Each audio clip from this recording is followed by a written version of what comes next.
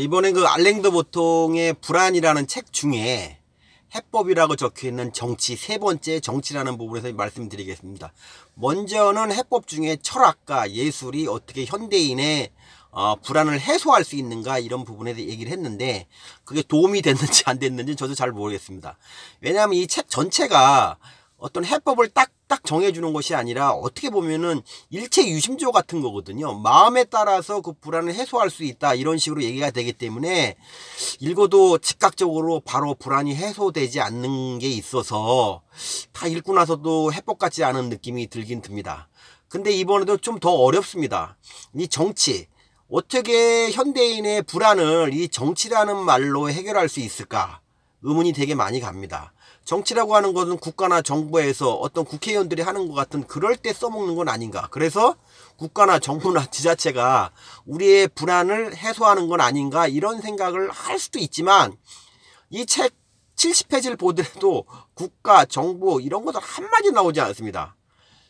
한 정치라는 게 한 두 글자인가 세 글자밖에 안 나옵니다. 그럼 왜 이 사람이 정치라는 말을 굳이 써서 이 불안을 해소하려고 했는지 한번 제가 아는 만큼, 이해된 만큼 한번 말씀을 드려보도록 하겠습니다.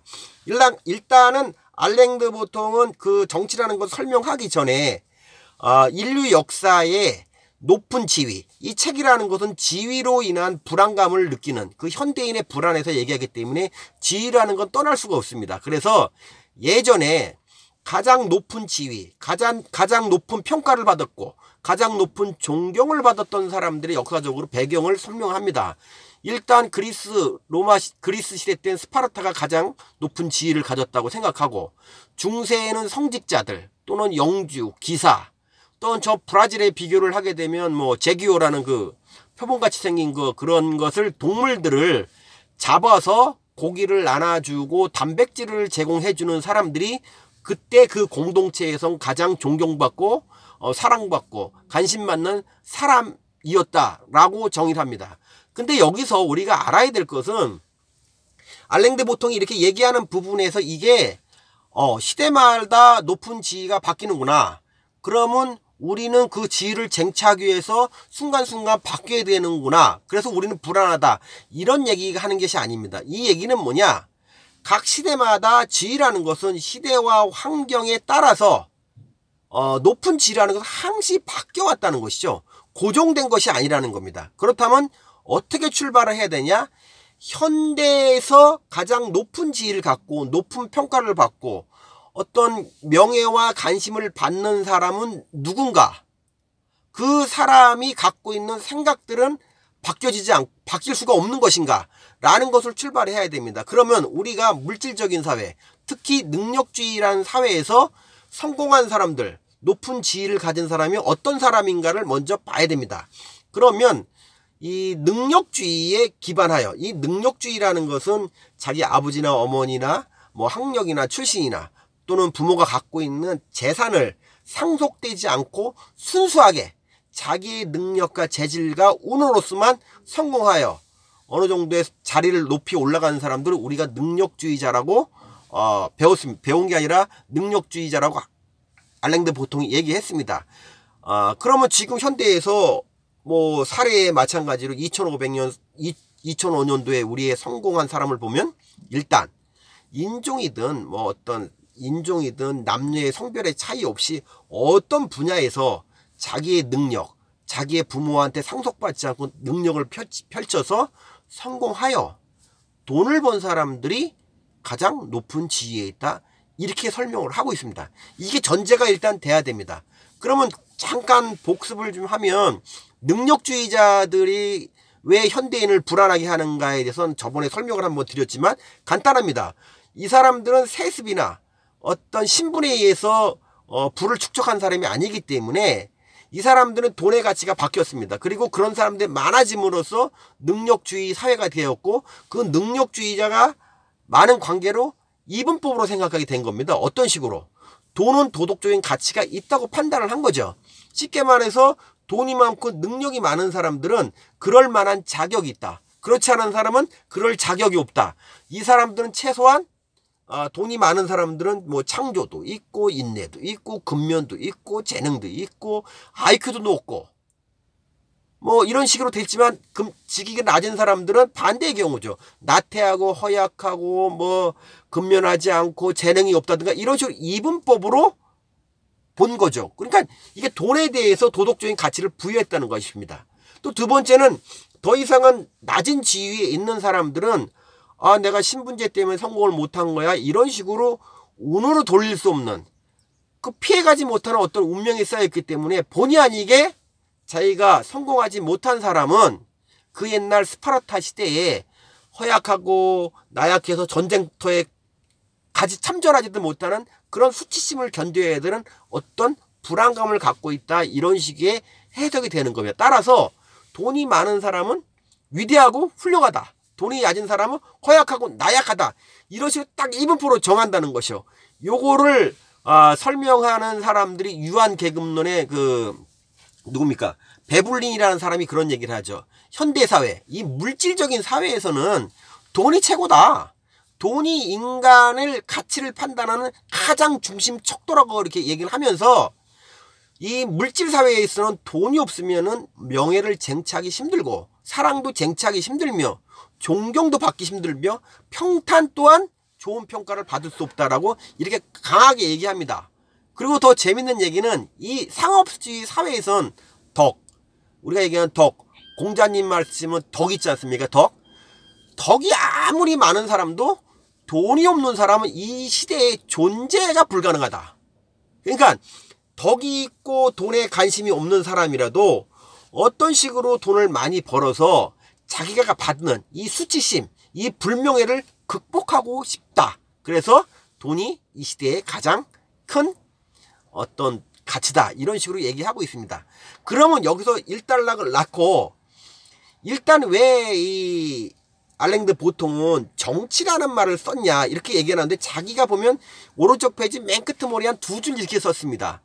역사적으로 지가 스파르타, 뭐 성직자, 기사, 뭐 영주 이렇게 쭉 있지만 그렇게 바뀌는 과정들을 설명하는 것을 자기는 정치라는 말을 쓰겠다라고 했는데 이게 무슨 말인지 잘 모르겠습니다.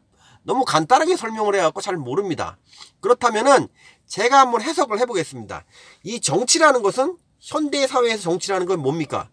여당이 있고 야당이 있고 어떤 문제가 있으면 어느 쪽은 지지하고 찬성하고 옹호하고 반대쪽은 틀렸다고 반격하고 반론하는 게 정치 아니겠습니까? 그래서 둘이서 맞아들면은 새로운 법이나든가 제도를 만들어서 새롭게 바꿔가는 거 아니겠습니까? 그렇지 않으면 뭐 반박만 하고 옹호와 반박을 계속 유지하겠죠. 이런 걸 정치라고 봤을 때 왜 알랭드 보통은 이 책에서 이 불안을 해소하는 방법에 정치라고 썼는지 이유를 알 수 있습니다. 지금 제가 말씀드렸듯이 돈은 바로 도덕적 의미가 있다라고 주장하는 것입니다. 이게 뭐냐면 능력주의에 찬성하는 사람, 지지하는 사람이 계속 주장하는 것입니다. 지금 이게 어떤 논리냐? 우리가 모든 사람들이 이게 진리라고 믿는 거. 돈이 많은 사람은 훌륭하다. 돈이 모자란 사람은 약간 찌질하고 뭐 결함이 있다. 이렇게 판단하는 것이 다는 아니지만 대부분 사람들이 불현듯 오랜 세월 동안 몇백 년 동안 그게 세뇌가 돼서 당연하다고 보는 거죠. 그 당연하게 보는 거에 대해서 그건 아니라라고 반대편은 반박을 하게 됩니다. 이 정치, 이 알랭드 보통의 불안의 책 중에 이 정치는 지지와 반복, 변론과 반박이 계속 왔다 갔다 합니다. 그래서 첫 번째 얘기가 돈의 도덕적 의미를 옹호와 반박을 했던 것입니다. 그러면 지금 옹호하는 사람이 나왔지 않습니까? 베브린이라고. 이 세상은 돈이라는 것은 이 물질적인 사회에서 가장 인간을 평가하는 가장 중심, 가장 중요한 척도가 됐다고 얘기를 하고 있습니다. 여기서 반대 사람이 나옵니다. 이 반대 사람이 이 책에 가끔 자주 나오는 러스킨이라는 사람이죠. 이 러스킨이 얘기를 합니다. 이 사람이 한 40년 동안 이 반론하는 사람입니다. 한 40년 동안 세계를 돌아다니면서 부자가 되는 사람, 가난하게 되는 사람을 연구를 했다는 겁니다. 그 연구를 했는데 연구한 내용이 되게 재밌습니다. 부자가 되는 사람은 잘 들어보십시오. 영리하고 재능이 있고 체력이 있고 뭐 IQ도 좋다. 그러나 나약하고 근면하지도 않고 머리도 나쁘고 인간성도 나쁘다. 이렇게 얘기를 하고, 가난하게 되는 사람은 가난하게 되었던 사람들은 나약하고 허약하고 결함이 있다. 그러나 재능도 있고 똑똑하고 인성이 있다. 이게 뭡니까? 잘한 거, 못한 거, 잘한 거, 못한 걸 얘기하다 보니까 이 사람의 결론은 뭐냐? 부자가 되는 거에 대해서는 그 어떠한 척도가 없다. 누가 부자가 되는 사람이고 누가 가난하게 되는 사람이고 정해진 게 없다, 특별하게. 그래서 얘기하는 게 뭐냐면, 이런 것은 운이라고 또 운이 나오는데, 여러 가지 재능 중에 어떤 것이 맞아서 복합적으로 돼서 부자가 된 것이지, 거기엔 여러 가지 요소들이 된 것이지, 당연히 부자가 됐다 그래서 훌륭하고 너그럽고 도덕적으로 굉장히 높은 것은 아니라고 1차적으로 반박을 하는 겁니다. 그 두 번째 반박 노자는 몽테뉴, 우리가 잘 알고 있는 그 몽테뉴입니다. 철학자도 마찬가지로 얘기를 하는 것이, 반박하는 이유가 뭐냐? 자기가 인생을 쭉 살아보니까 이 돈을 많이 번다는 것은 여러 가지 요소들이 복합됐다. 여기서 마찬가지입니다. 그래서 이 사람이 얘기하는 것은, 우연은 늘 능력보다 빨리 간다. 이게 뭐냐면, 능력이 좋아서 성공했다고 볼 수 있지만 그 앞에는 우연이라는 어떤 운이 계속 먼저 앞서갔다. 이런 얘기를 하는 거죠. 그러면서 이 사람을 뭐라고 하느냐? 돈에 대해서 돈이만큼을 따라서 사람을 판단하지 말고 도덕적으로 평가를 하지 말아라.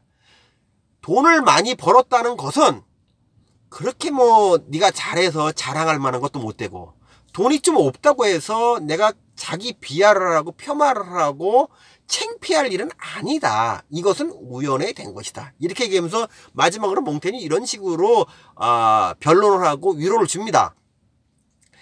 중마를 띄고 사람을 보다, 이런 얘기를 하는데, 중마라고 하는 것은 아마 그 나무로 이렇게 그 삐에로 같은 사람이 올라가서 풍선 불어주듯이 높은 사닥다리 같은 다리 올려놓으면 키가 한 2m나 2m 50 정도 되는 그 기구를 중마라고 하지 않습니까? 그러니 이 사람 몽테뉴는 어떤 말을 하냐면, 사람을 평가할 때 그 중마를 띄고 계급장 띄고 돈이 많고 적음을 떠나서 온전하게 사람과 사람으로서 사람을 평가를 해야지, 돈이 많고 적음으로써 사람을 의미를 판단하면 안 된다. 그래서 이 사람들이 돈에는 가치는 있으나 도덕적인 의미는 없다 라고 하면서 반박을 하는 게 첫 번째 내용입니다. 이게 보면은 이게 뭐냐 하는데 계속 그 옹호와 반박이 또 있습니다. 그 두 번째는 어떤 옹호와 반박이 있냐면은, 상업주의 사회, 지금 물질주의 사회에도 아마 거의 많은 사람들이 똑같은 생각을 하고 있는 주장입니다. 돈이 많다는 것은 행복과 바로 연결이 된다. 돈이 많은 것은 선과 바로 연결된다. 이런 개념에 대해서 얘기를 하는 겁니다. 그러면서 요즘 사회는 돈이 많은 것은 행복과 동일시, 아니면 돈이 많으면 행복이 높아지고 돈이 없으면 행복이 떨어진다는 어떤 비례 가치를 봤다는 것이죠. 근데 여기서 알랭 드 보통은 얘기를 합니다. 돈이 많다는 건 물론 행복할 수 있는 가능성은 굉장히 높다. 왜? 돈이 많다는 것은 원하는 것도 할 수 있고, 가고 싶은 것도 할 수 있고, 사고 싶은 것도 살 수 있고, 물질적인 풍요와 여러 가지 풍요로운 세계에 살기 때문에 행복으로 갈 수 있는 게 분명히 가능성은 높다라고 이렇게 전제를 합니다. 그렇지만 이 반대편에 있는 사람들에 대해서는 무슨 소리를 하고 있냐면, 꼭 그렇지만은 않다. 그래서 지금 보면 여기서 사례가 뭐를 나오냐면, 인디안에 대해서 얘기가 나옵니다. 인디안은 16세기 인디안에 대해서 얘기합니다. 16세기 인디안이라는 것은 미국의 유럽 사람들, 영국 사람이나 포르투갈, 스페인 사람들이 들어가기 전에 인디안. 그 사람들은 그때 당시에 물질이 대단히 풍족하던 사회가 아니었지 않습니까? 물질적으로 굉장히 낙후됐고, 경제야 이루 말할 수 없이 경제가 형성이 안 됐던 사회였었고, 단지 이 사람이 천막에 좀 살고 말 달리고 짐승을 잡아먹고 포도를 따먹고 수렵 생활을 하더라도 심리적으로는 굉장히 행복감과 만족감을 느꼈다. 이것이 16세기 인디언 사회에서 보고서입니다. 그러나입니다. 이제 왜 돈과 행복이 일치하지 않는 부분에 설명하는 겁니다. 그러나 유럽인들이 북아메리카를 가면서 그 사람들이 갖고 온 게 있지 않습니까? 총균세에 보듯이 총, 아니면 거울, 사치품, 아니면 뭐 장신구, 술, 뭐 마약도 있죠. 뭐 뽕, 뭐 이런 것들을 갖고 북아메리카로 들어왔죠. 북아메리카 들어가면서 이런 게 있다고 인디아한테 설명을 합니다. 그러면서 인디아는 호기심을 갖고 뭐 총도 써보니까 활보다 더 좋고 얼마나 좋습니까?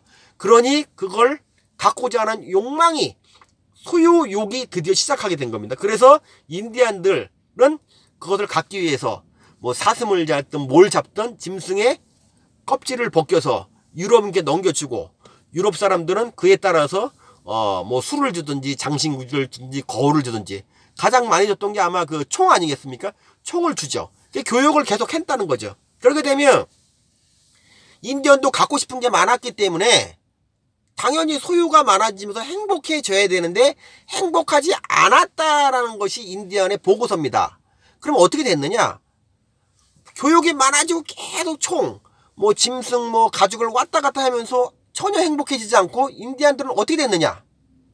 교육을 하면서 소유욕이 강해지면서 자기네 공동체가 몰락하는 길을 걷고, 개인적으로는 그거에 대해서 많이 성취했음에도 뭐 술을 먹다든가, 그러니까 알코올 중독이겠죠. 알코올 중독이 된다든가, 우울증이 걸린다든가, 공황장애가 걸린다든가, 아니면 자살한다든가, 이런 식으로 행복해져야 됐음에도 불구하고 더 불행하다는 거죠. 그래서 다시 정리하면 16세기에 유럽인이 들어오길 땐 이 사람들은 심리적으로는, 물질적이나 경제적으로는 별로 아니었지만 행복감과 만족감은 굉장히 높았고, 지금이 교육이 되면서 소유, 물질, 돈이 많아졌음에 불구하고 차라리 더 불행이 더 높아졌다, 더 행복하지 않아졌다, 이렇게 비교를 하는 것이 이 돈과 행복에 대해서 반론을 제기하는 것입니다. 그래서 이 사람은 알랭드 보통은 여기서 인디안 얘기를 떠나서 최근에 사례를 하나 더 얘기하는데, 그게 뭐냐면 광고입니다. 광고에 보면은 늘 우리가 보듯이 거기에는 어마어마한 어떤 필수품과 사치품이 우리를 늘 신문이나 미스미디어를 통해서 우리를 보게끔 합니다. 그래서 한 예로, 너무 좋은 차가 있을 때 그 사람이 샀습니다. 반론입니다. 그래서 샀을 때, 그 좋은 차를 샀을 때 이 사람이 갖고 있는 만족감이나 행복감은 얼만큼 되느냐 라고 하면서, 물질을 사서 산다는 것은 사는 순간에 잠깐 동안 행복감은 있을지라도 그 행복감은 지속되지 않는다. 그러니 물질로서는 우리가 돈을 많이 소유함으로써 갖는 행복감은 일시적이고 잠깐 사라진다. 그 귀중함은 없어진다. 이런 식으로 얘기죠. 그러면서 사람의 욕망이 어떤 것을 쟁취하고 소유하기 위해서 굉장히 노력해서 성취했을지라도 그 성취감은 다시 일시적으로 행복했다, 다시 보게 되면 또 다른 욕망을 꿈꾸면서 또 다른 노력을 시작해야 되는, 그러면서 상대적으로 결론적으로 행복의 수는 높아지지 않고 더 불행해질 수밖에 없다, 이런 얘기를 하게 됩니다. 그래서 여기서 얘기하는 인간이 갖고 있는 불안은 뭔가 해결되면 또 다른 불안이 대체가 되는 것이고, 욕망이 하나가 해결되면 또 다른 욕망이 옴으로써 영원히 이것은 행복해질 수 없지 않느냐, 이런 식으로 얘기를 하는 것이죠. 그러니까 완전히 반박하고, 돈이 많으니 행복하다는 것은 반박하는 이유가 됩니다. 여기서 한마디를 더 들어가면, 그렇다고 이 사람이 알랭드 보통이 그렇게 뭐 일방적인 사람이 아닌 것 같아요, 보면서. 그렇다고 우리가 이 갖고 싶은 소유욕을 그럼 하지 말라는 것이냐, 아니면 그 욕망을 충족하지 말라고 하는 거냐, 그런 것은 아니다. 그런 건 아니지만, 그렇게 돈을 갖고 욕망을 해서 성취가 됐을지라도 그 행복은 영원하지 않고, 또한 그 지속기간이 굉장히 많지 않다. 이것만은 분명히 우리가 지금 알고 가야 되는 거 아니냐, 이런 식으로 얘기를 하고 있습니다. 뭔가 이상하게 이 불안을 해소하는 방법이 되는 건지 안 되는 건지 모르겠어요. 지금까지도 딱 꼬집어서 이렇게 해야지만이 불안이 해소가 돼요, 이렇게 라는 것이 없습니다. 그러니 반박을 계속 하는 겁니다. 이렇게 돈이 최고다, 돈이 그렇지 않다, 돈이 있어야지 행복하다, 그렇지 않다, 이렇게 반박을 하게 되는 것이죠. 세 번째 반박이 뭐냐면, 우리가 현대사회, 이 물질사회를 살고 있으면서 하나의 크게 왜곡하고 있는 게 뭐냐면 돈이 인생의 가장 중요한 척도라는 어떤 것을 왜곡하고 있다 얘기한 거죠. 돈, 물질이 화폐가 많아야지만이 최대로 우리가 인생의 가치를 가장 높게 평가했다. 이것은 좀 아니다. 이렇게 반박을 하는 겁니다. 그래서 나오는 게 아마 존 러스킨이 또 나오는 것 같습니다. 존 러스킨도 얘기했듯이 우리가 풍요롭다는 것, 그러니까 부자 말고, 물질이 갖고 있는 부자 말고 인간이 풍요롭다고 하는 것은 꼭 물질, 화폐만 정해진 것은 아니다. 인간이 풍요롭다고 하는 것은 여기서 얘기합니다. 이게 얘기하는 부분이 그 박웅현 씨의 그 책은 도끼다에서 인용됐던 부분입니다. 풍요로운 사람은 돈이 많은 상인이나 지주가 아니고 밤에 별이 많은 곳에서 그 별을 보면서 경이감을 느끼면서 그 아름다움을 느끼는 그런 마음을 가진 사람이 풍요로운 사람이다.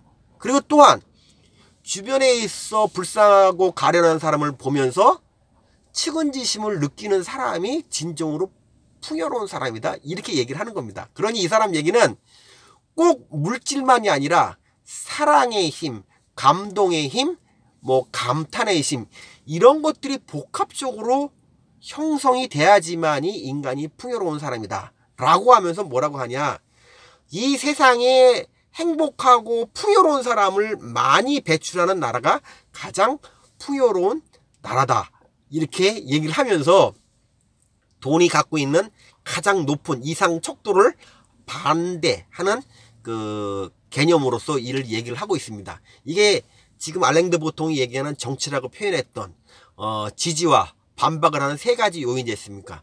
이렇게 보면은 도대체가 이게 뭐 머리만 복잡해지지 불안이 해소가 되지 않지 않습니까? 그래서 한번 더 나가 보겠습니다.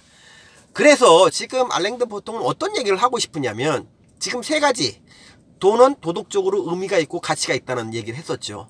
돈이 많다는 것은 행복해진다 라고 하는 두 번째가 있었고, 돈을 많은 걸 축적하는 것은 인간이 갖고 있는 인간의 그 행복을 축적하는데 가장 큰 선이라고 했던 이 세 가지 부분들이 과연 옳은 개념이냐라고 물어보고 싶은 겁니다. 그래서 이 사람이 한 스텝 더 나가서 이런 얘기를 합니다. 지금 우리가 세 가지 얘기했지만 이런 것들이 몇백 년 동안 능력주의와 물질주의에 살다 보면서 우리는 당연히 이것이 오랜 동안 세뇌를 당한 겁니다. 본의 아니게 세뇌를 당했기 때문에 이것이 자연스러운 자연의 섭리라고 생각한다는 거죠. 이게 가장 합리적이고 보편적이고, 이거에 의해서 그러니까 회의를 제기하는 사람들은 정신 빠진 사람이 되는 어떤 상황이 지금 몰려 있지만, 이것이 사실이냐 아니냐를 다른 경우에 대해서 설명을 좀 하는 것 같습니다. 예전에, 지금으로 봐서는 얼토당토하지 않고 말도 되지 않는 얘기가 있고, 과거에는 그랜대로 고개가 끄덕거리고 사회적으로 합리적으로 이해가 됐던 부분이 뭐였냐, 인종관계에서 봤을 때 백인은 흑인보다 우월하다, 이런 것들이 한동안 오랜 세월 동안 노예제도 시대에 형성이 되었지만 지금은 누구도 이런 식으로 얘기 못하죠. 왜? 미국에도 이미 흑인이 대통령이 되는 사회에서 감히 이런 소리를 하는 사람이 누구도 없다는 얘기죠. 이게 뭐냐면 바뀌었다는 얘기죠.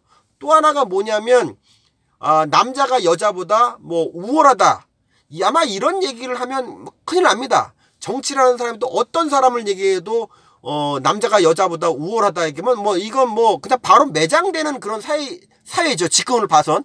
그러나 지금 100년 전 이전에는 이것이 나름대로 합당한 얘기가 됐다는 얘기죠. 그때 오랜 세월로 봐선 여자도 투표도 못했다는 그런 얘기도 있고, 지금 또 하나 뭐가 있냐면은 우리가 뭐 저의 경우도 국민학교, 그러니까 초등학교 때는 의무 교육이지만 지금은 고등학교까지도 의무 교육입니다. 지금의 옛날에 초등학교밖에 의무 교육이 아니었다 생각하면 지금 봐서는 그 말이 안 되는 것 같지만 과거에는 그랬다는 겁니다. 그러니 지금 얘기하는 세 가지, 능력주의에서 얘기했던 돈이 미덕이다, 돈이 행복이다, 축적의 최고라는 그런 것도 언젠가는 바뀔 수밖에 없다, 이런 얘기를 하는 겁니다. 그래서 한 예로 버지니아 울프가 겪었던 경험담을 얘기합니다. 버지니아 울프가 캠브리지 대학 무슨 도서관을 갔는데 거기서 들어가지 못하게 제지를 당했다는 거죠. 그리고 제지를 당하면서 이 사람은 내가 왜 제지를 당했냐, 이 사람은 사회가 그렇구나라고 인정을 하지 않고 왜 이런 일이 벌어졌는가에 대해서 자기 나름대로 연구하고 분석을 하면서 내린 결론은 뭐냐?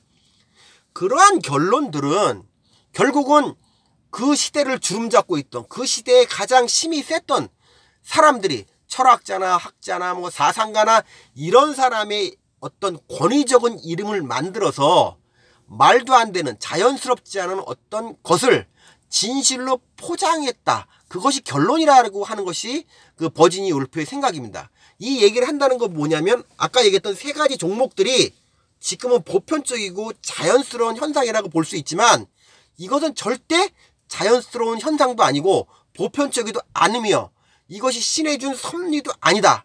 다시 얘기하면 돈이 많은 사람은 훌륭하고 그럴 만한 자격이 있고, 돈이 없는 사람은 원래 저렇고 나약하고 허약하고 결함이 있다고 이렇게 판단되는 가치가 워낙 어떤 신이 준 섭리가 아니고 어떤 사람들이 만들어낸 어떤 설익은 진실일 뿐이다. 이 진실을 우리가 정확히 알아야 된다는 그런 말을 하고 싶은 겁니다. 그래서 우리가 이 능력주의 물질적인 사회에서 우리가 만연하고 있는 이런 것을 잘 테이블에 올려놓고 연구하고 이해하고 분석해서 잘 본다면 우리가 갖고 있는, 현대인이 갖고 있는 불안의 요소가 해소가 되겠느냐 라고 알랭드 보통도 그렇게 얘기는 하지 않습니다. 그러면서 여기서 파이널로 뭘 얘기를 하냐면, 나는 그렇게 이해하고 분석하고 정확하게 평가하는 것이 오랫동안 몇백 년 동안 능력주의와 물질주의와 상업주의 사회가 만들어 놓은 어떤 사회의 관념을 바꿀 거라고는 생각을 하지 않는다. 그렇지만 분명하게 알아야 될 것은 지금의 이 물질적인 사회에서 떠돌아다니고 있는 관념이나 생각이나 견해들은 18세기 후반 영국에서 산업혁명이 있으면서 산업 생산량이 늘어나고 어떤 정치적인 개념에 의해서 유럽으로 퍼졌고, 그것이 미국으로 넘어가면서 자본주의와 실업가 정신가 아니면 능력주의와 뒤섞여 들어가면서 만들어내는 하나의 어떤 관념이다. 이 관념이라는 거죠. 이데올리기라는 겁니다. 그런데 이 이데올리가 절대로 진리가 아니다. 이런 얘기하는 겁니다. 그러면서 이 이데올리라는 것은 원래 무색무취, 냄새도 없고 냄새도 없고 색깔도 없이 스물스물 인간의 뇌 속에 우리가 세뇌를 당해서 그게 진리인 양 우리가 멋모르고 가고 있는 상황이다. 그러면서 이 사람이 결론적으로 이렇게 이런 어떤 이념들을 다시 한번 바라보는 것이 어떤 결론을 내느냐. 일단은 두 가지에 대해서 효과가 있다고 얘기를 하는 겁니다. 첫 번째, 낮은 지위에 갖고 있는 사람들은 마찬가지로 높은 지위에 가진 사람들이 그럴 자격이 있고 훌륭하고 위대하고 창조적이고 뭐 아주 근면하고 그렇게 도덕적으로 평가해야 될 이유가 없다. 그리고 또한 내가 낮은 지위에 있으면 그런 반대의 경우 뭐 허약하거나 결함이 있다든가 이런 피해의식을 가질 필요가 전혀 없다. 그럼으로써 그걸 해소한다면 내가 갖고 있는 불안도 어느 정도 해소할 수 있다. 또한 그런 관념들이 내가 왜 이렇게 노력을 했음에도 나는 이렇게 낮은 지위에 있을까? 그것은 결국 능력주의자들이 얘기하는 어떤 도덕적이나 윤리적이나 사람의 태단, 유전짝적으로 다른 건 아니다. 그러니 그 혼란을 줄임으로써 우리 현대인이 갖고 있는 불안을 해소할 수 있다. 이렇게 얘기하는 게 첫 번째고, 두 번째는 똑같은 맥락입니다. 아까 세 가지 얘기했던 건 돈은 미덕이다. 돈이 행복이다. 돈은 최고의 척도다. 성공의 척도다. 얘기하는 부분에 있어서 지금 돈이 많은 사람, 경제적으로 성공한 사람들을 그렇게 분별 없이 맹목적으로 존경하고 위대하다고 평가할 일은 아니다. 그러니 낮은 위치에 있더라도 그렇게 평가하지 말고 우리 스스로도 나름대로의 가치를 갖는 것이 우리가 갖고 있는 낮은 지위에서도 이 불안함을 해소할 수 있는 이유가 될 수 있다. 이렇게 하는 것이 정치인데, 아무리 얘기를 해도 속이 뻥 뚫리게 이 정치가 불안을 해소할 수 있는 이유라고 아마 느낌이 안 올 겁니다. 그렇지만 자세히 보면은 큰 틀에서 보면은 굉장히 이게 한번 마음에 두고 생각을 여러 군데 하게 되면 잘못된 이념, 잘못된 어떤 관념들에 의해서 나도 모르게 거기 빠져 있는 건 아니냐. 그러니 그 빠져 있는 상태에서 어느 날 이런 걸 잘 생각해서 세뇌되어 있는 상태. 뭐 세뇌라는 것은 뭐 나쁜 거 좋은 거 있지만 이미 나하고 상관없는 게 빠져 있는 상태 아닙니까? 거기서 빠져나와서 탈주를 해서 온전하게 내 가치, 내가 살아가는 방법으로 살아가는 것이 현대에 살고 있는 불안감을 해소할 수 있는 한 가지 방법이다 라고 하는 것이 알랭드 보통이 얘기하는 정치가 불안을 해소할 수 있다는 요인으로 하나로 얘기한 겁니다. 제가 해법을 처음에 말씀드리다시피 이 해법은 어떤 그 자기 개발서처럼 이걸 해소하는 방법 1, 2, 3, 뭐를 해소하는 방법 1, 2, 3 이게 정해져 있지 않기 때문에 나름대로 처음부터 끝까지 철학적인 개념, 어떤 관념을 해석하는 거, 마음의 태도를 바꾸고 인식을 전환해야 되지만이 우리가 갖고 있는 불안을 해소할 수 있다라고 하는 것이 포인트니까 좀 인내를 가지시고 한번 봐주시면 나중에는 한번 이런 것들이 불안을 해소할 수 있는 이유가 될 수 있다라고 저는 그 동의를 하면서 이 시간 마치도록 하겠습니다. 다음에는 네 번째 기독교에 대해서 한번 촬영을 하도록 하겠습니다. 감사합니다.